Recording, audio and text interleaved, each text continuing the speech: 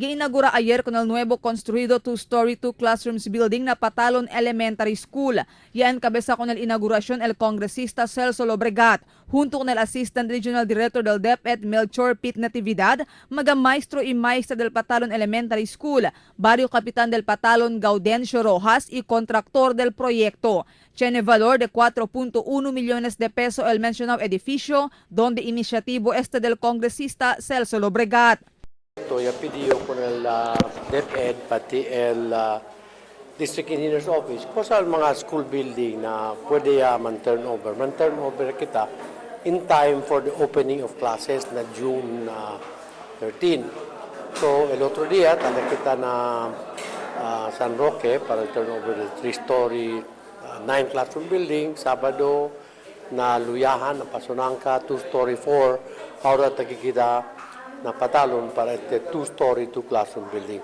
On behalf of Patalon Elementary School, we're grateful con todo corazón, de gracias por la ayuda del Dr. Gutong Guzman. Este proyecto es de Basic Education Facilities Fund, pero la iniciativa es de Gutong Guzman.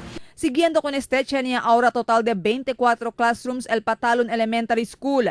Según con el principal de la escuela, si Evelyn Cabañero, grande ayuda y este nuevo construido school building na di la escuela. Pero falta pa según siempre para acomodar con el total de 1,281 mga estudyante del di la escuela. Quiero rin gracias con el daton Congressman si Honorable Celso Lobregat with the help of our Schools Division Superintendent si Sir Pete Natividad for having this building. Kay grande gas ayuda na Patalon considering kay diamond population aratan increase siya. Si Lobregat y habla ay busca ele otra vez otro fondo para puede pa aumentar con el mga classrooms na eskwela para man-address con el classroom student ratio del mencionado eskwela. Según con Lobregat, necesita pa más o menos 5 mga aumento classrooms el Patalon Elementary School. So, ya pidió con el District Engineer's Office kay tapidi man el barangay pati el principal aumenta pa mga classroom aquí. So, ya mande kita midi aura tener un lugar. Mientras tanto, este día, y entrega también si Lobregat con el two-story, 6 classrooms building na Sinunug Elementary School, donde tiene este valor de 7.7 millones de pesos.